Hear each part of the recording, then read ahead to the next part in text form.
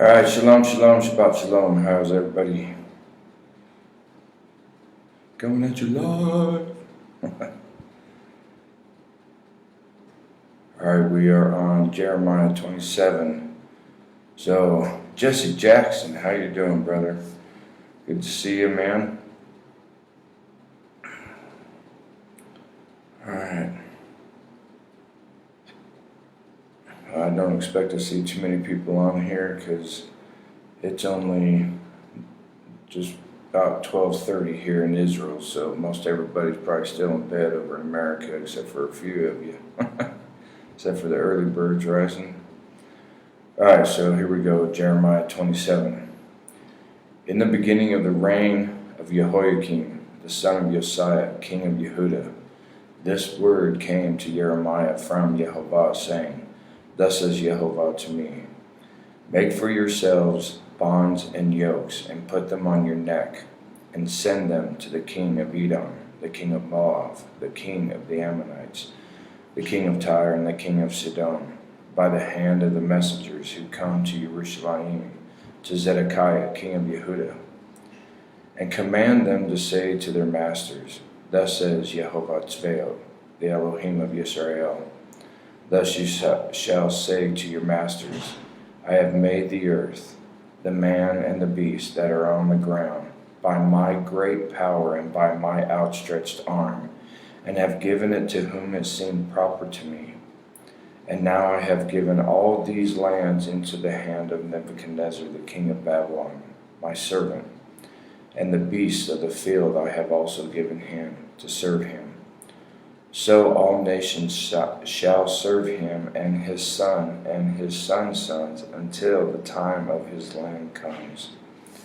And then many nations and great kings shall make him serve him. And it shall be that the nation and kingdom which shall not serve Nebuchadnezzar the king of Babylon, and which will not put its neck under the yoke of the king of Babylon, that nation I will punish, says Yehovah, with the sword, the famine, and the pestilence, until I have consumed them by his hand. Therefore do not listen to your prophets, your diviners, your dreamers, your soothsayers, or your sorcerers who speak to you, saying, You shall not serve the king of Babylon, for they prophesy a lie to you, to remove you far from your land, and I will drive you out, and you will perish.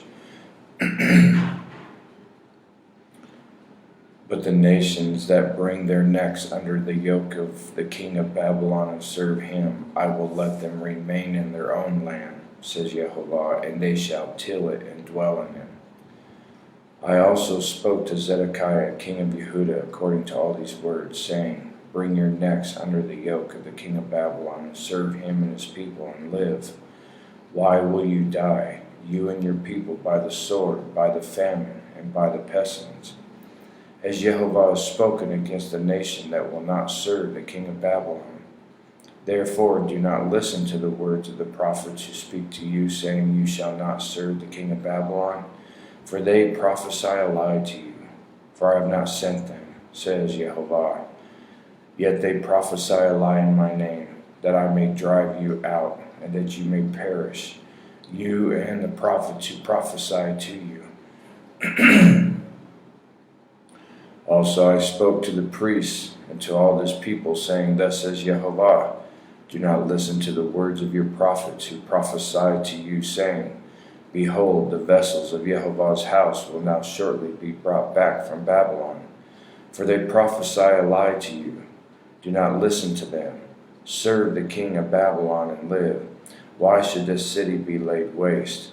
But if they are prophets, and if the word of Yehovah is with them, let them now make intercession to Yehovah Tzvaot, that the vessels which are left in the house of Yehovah, in the house of the king of Yehuda, and at Jerusalem do not go to Babylon. For thus says Yehovah Tzvaot concerning the pillars, concerning the sea, concerning the carts, and concerning the remainder of the vessels that remain in the city, which Nebuchadnezzar king of Babylon did not take, when he carried away captive Jeconiah, the son of Jehoiakim, king of Yehuda, from Jerusalem to Babylon, and all the nobles of Yehuda and Jerusalem. Yes, thus says Yehovah Tzvaot, the Elohim of Israel, concerning the vessels that remain in the house of Yehovah and in the house of the king of Yehuda and of Jerusalem. They shall be carried to Babylon, and there they shall be until the day that I visit them, says Yehovah. Then I will bring them up and restore them to this place. You know, I find it interesting, man. You read that chapter, understanding what Yah is telling Israel and all the nations, that he has brought forth Nebuchadnezzar as a punishment and as a judgment upon not only the house of Israel, but the house of Yehuda and all of Jerusalem, everything, and the nations around, that King Nebuchadnezzar would be a great and mighty king. Even in the dreams that Yehovah had, or that Nebuchadnezzar had in Daniel, Yah showed King Nebuchadnezzar that he would be a king like no other. He was that head of gold. And it was all for the purpose of what Yah wanted to be fulfilled. That's why he called Nebuchadnezzar his servant. Wasn't his servant as a righteous man was, like Moses or Jeremiah or the true prophets and stuff, but he was a servant in the sense that what was going to be done and what Yah wanted done through Nebuchadnezzar would be complete, would be accomplished and completed. And the main part of that judgment is the judgment against Israel. As we know that through Nebuchadnezzar, Israel went into captivity for 70 years because of the 70 Shemitah Sabbaths that they defiled and profaned. Well, a Shemitah Sabbath is once every 7 years, and they defiled 70 of them.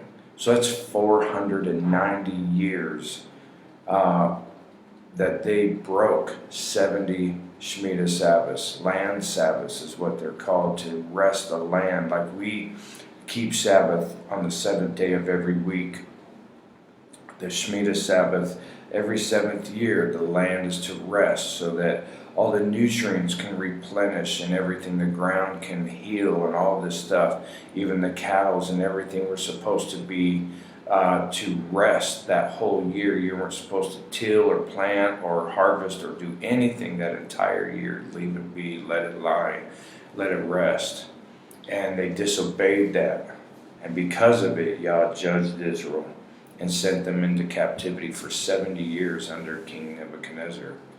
And so it just goes to prove that when we have things come before us like this, when we have things come into our life, we need to seek from Yah and be like, okay, is this a trial that I'm going through, a test?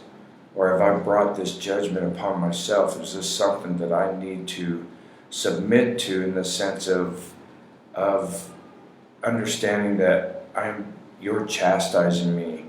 I am having the proverbial punishment of as a father punishes his son.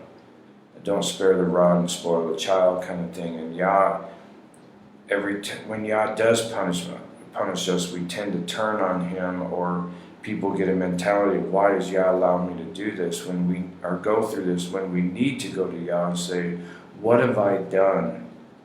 What is my sin that has put me in this place? Because Yah just doesn't ruin our life. Now, granted, Yah allows us to be tested. But when we go through a test like Job did, Yah double blessed Job everything in return. And when you look at everything of what Job went through, yes, Job went through some rough stuff, but Yah was delivering wickedness out of Job's life too. All of his children sinned constantly. They were constantly doing things. That's why it says that Job made sacrifices for his children every day. His own wife was not a woman of Yah, was not a Proverbs 31 woman. I mean, when this stuff was going on, instead of encouraging Job to stand strong and faithful unto Yah, she said, curse God and die. I mean, I don't even understand that. I couldn't imagine my wife telling me to curse God and die. It just doesn't compute. And Job went through stuff because he was so righteous. And Yah used him to be an example to us that no matter what we go through, we will go through the fire, we'll go through the trial. And Yah delivered Job from all kinds of stuff that was around him and in his household. But when it was older, he brought him back double-fold in blessing. But then when there's punishment, because of our sin, because of what we are doing, because we are not surrendering, we continue to do things our way. We continue to serve Yah the way we choose to and think that Yah is just going to be okay with it. Oh, well, that's not what it means to me, or this is not how I keep it, or whatever, because we don't want to get rid of things in our life that Yah clearly states is not to be in our life. And this is what got Israel in trouble and brought into punishment so often, was because they kept trying to mix Yehovah and the servitude of Baal worship together and make it unto Yah. And so, Mishpachah, we need to check our own lives, make sure that what we are doing in our life is not Baal worship to some extent. Amen? So, well, I love y'all, Mishpachah. Hope you have an awesome and blessed Shabbat. I'll be back on in about 4 hours for today's Shabbat message. But other than that, be blessed. Have a great Shabbat. Rest in Him and keep Shabbat His way and not your own. I love y'all, but most of all, Yah loves you. Shalom, shalom.